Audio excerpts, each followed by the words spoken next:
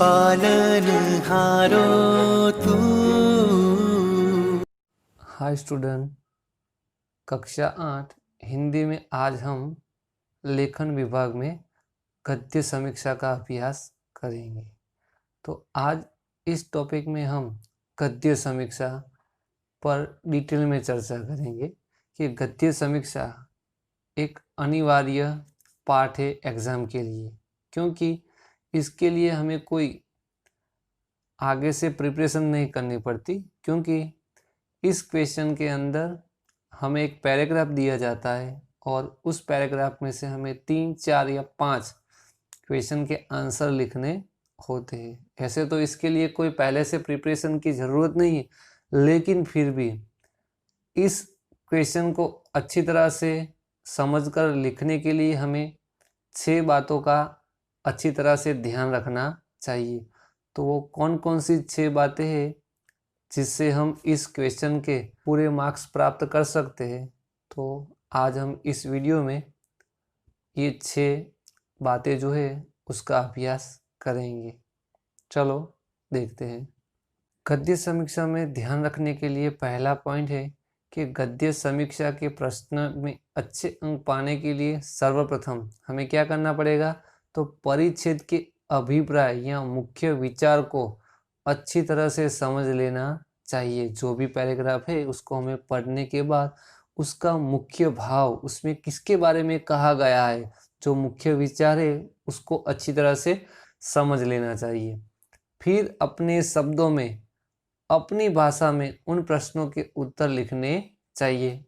ये पॉइंट बहुत ध्यान में रखने के योग्य है, क्योंकि ज़्यादातर बच्चे क्या करते हैं, सीधे ही पैराग्राफ में से वही सेंटेंस डिट्टो तो डिट्टो आंसर में लिखते, लेकिन हमें ऐसा करना नहीं है। हमें उन प्रश्नों के उत्तर लिखते समय जो भी हमें आंसर लिखना है वो डिट्टो तो डिट्टो पैराग्राफ में से कॉपी करके नहीं लिखना है उन सेंटेंस को, लेकिन हमें हमारी भाषा में सरलता से लिखना है। जो विद्यार्थी मूल परिच्छेद की 2-4 पंक्तियां ज्यों की त्यों उत्तर के रूप में लिख देते हैं, उसे उत्तीर्ण यानी कि पासिंग मार्क्स भी नहीं मिलते हैं। आपको ध्यान रखना चाहिए कि आप जब भी ऐसे क्वेश्चन लिखे तो ये बात का ध्यान रखना है कि हमें ज्यों की त्यों वो लाइनें लिखनी नहीं है, लेकिन उसे सरल अपने शब्दों में लिखना है। दूसरा पॉइंट देखते हैं। दूसरा पॉइंट है, प्रश्नों के उत्तर देने से पहले पूरे परिच्छेद को 1-2 बार ध्यानपूर्वक पढ़ जाइए। अगर किसी शब्द का अर्थ मालूम न हो तो संदर्भ देखकर उसे समझने की कोशिश कीजिए। ये भी पॉइंट बहुत ध्यान रखने योग्य है कि हमें पहले तो गद्य समीक्षा है तो पहले पैराग्राफ को पूरी तरह से ध्यान से समझकर पढ़ना है। अगर किसी शब्द में हमें उस शब्द का मीनिंग मालूम नहीं पड़ता है, अर्थ, तो हमें उस पैराग्राफ में क्या लिखा हुआ है तो उसके संदर्भ में इस शब्द का अर्थ समझने का प्रयत्न करना चाहिए। तीसरा पॉइंट देखते हैं।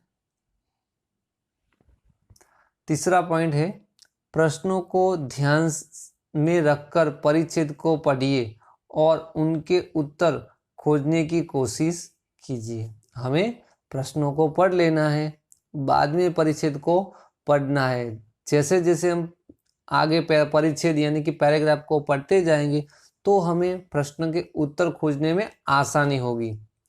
कोई ज़रूरी नहीं है कि प्रथम प्रश्न का उत्तर प्रथम परिच्छेद के प्रारंभ में ही हो और अंतिम प्रश्न का अंत में ही हो। ज़्यादातर बच्चे क्या करते हैं कि क्वेश्चन 1, 2, 3, 4, 5 ऐसे दिए होते हैं, तो वो ऐसा ही सोचते हैं कि पहले क्वेश्चन का आंसर पैराग्राफ की फर्स्ट या सेकंड लाइन में से ही मिल जाएगा, लेकिन ऐसा होता नहीं है। कभी कभी फर्स्ट लाइन के अंदर लास्ट क्वेश्चन का भी आंसर रह सकता है। तो हमें वैसे कभी लाइन के हिसाब से या फर्स्ट सेकंड के हिसाब से क्वेश्चन का आंसर ढूंढना नहीं चाहिए।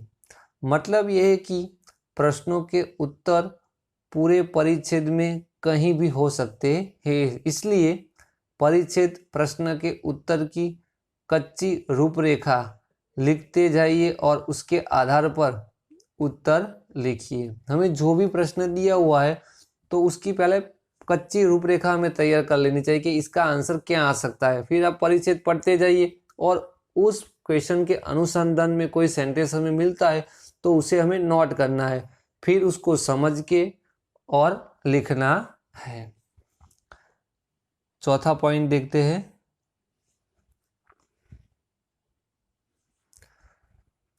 परिच्छेद में आए हुए अलंकारों, मुहावरों, कहावतों आदि का भाव उत्तर में सरल, सीधी और स्पष्ट भाषा में लिखना चाहिए। कभी कभी ऐसा होता है कि कोई पैराग्राफ के अंदर कुछ ऐसी बातें होती है जिसको अलग अलग अलंकारों के रूप में दिखाई दिया जाता है। कभी कभी मुहावरों का या कहावतों का उपयोग किया जाता है, लेकिन हमें वैसे ही नहीं लिखना है। हमें उसको सरल भाव में, सरलता से लिखना होता है। किसी उत्तर को स्पष्ट करने के लिए अपनी ओर से दृष्टांत या उदाहरण आदि नहीं देना चाहिए, या उत्तर में कहीं भी अपनी ओर से कुछ नहीं कहना चाहिए। एक बात ये भी ध्यान रखनी है कि जब आप सिलेबस के क्वेश्चन आंसर लिखते हो, कोई काव्य में से, कोई पाठ में से, लेसन में से, तो उसमें आप कुछ ऐड कर सकते हो अपनी ओर से। लेकिन जब गद्य समीक्षा के अंदर क्वेश्चन पूछे जाते हैं तो आप उसके दृष्टांत यानी कि एग्जाम्पल के तौर पर आप दूसरा कुछ पैराग्राफ के बाहर का कुछ नहीं लिख सकते हो। बाकी हमारे सिलेबस के अंदर जो क्वेश्चन आंसर होते हैं हमारे सिलेबस के, तो उसमें हम कुछ एग्जाम्पल उसको अच्छी तरह से समझाने के लिए दे सकते हैं। लेकिन यहाँ पे पैराग्राफ के अंदर जो है उतना ही लिखना है। कोई एक्स्ट्रा आप दृष्टांत यानी कि उदाहरण एग्जाम्पल लिख सकते नहीं हो, और अपनी ओर से भी कुछ लिखने का प्रयत्न करना नहीं है। जो पैराग्राफ में दिया हुआ है उसके अनुसंधान में ही लिखना है। पांचवा पॉइंट देखते हैं। गद्य समीक्षा के अंदर पांचवा पॉइंट है कि प्रश्न में जितना अपेक्षित हो उतना ही उत्तर में लिखना चाहिए। यानी कि जितने आंसर की जरूरत है उतना ही लिखना है। हमें बढ़ा चढ़ा के हमारा क्वेश्चन का आंसर बड़ा दिखे ऐसा दिखाने के लिए कुछ लिखने की जरूरत नहीं, कुछ एक्स्ट्रा करने की जरूरत नहीं।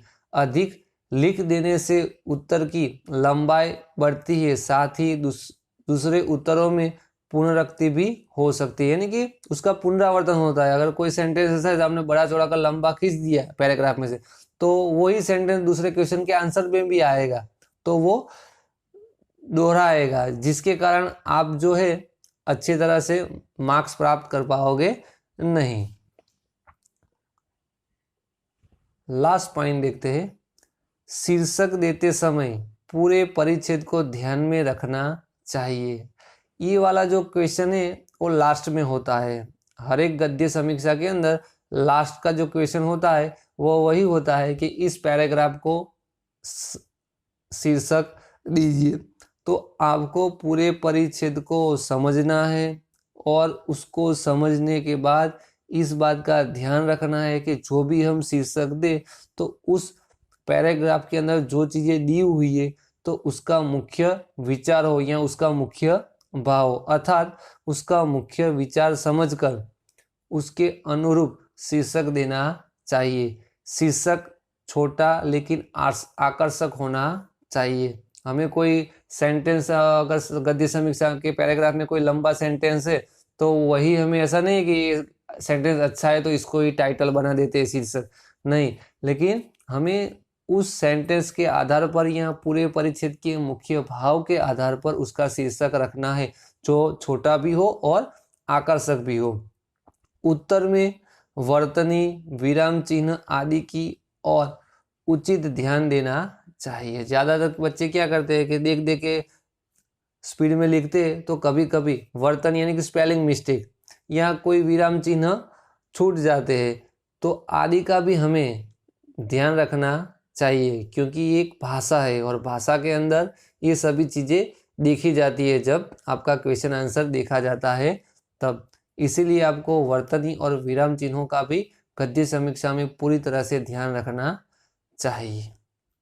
तो अब मैं आपको कुछ गद्य समीक्षा के लिए पैराग्राफ नीचे दे रहा हूँ, तो आपको उसके क्वेश्चन पढ़ के पैराग्राफ को पूरी तरह से समझना है, फिर उसके क्वेश्चन आंसर लिखने हैं। बाय।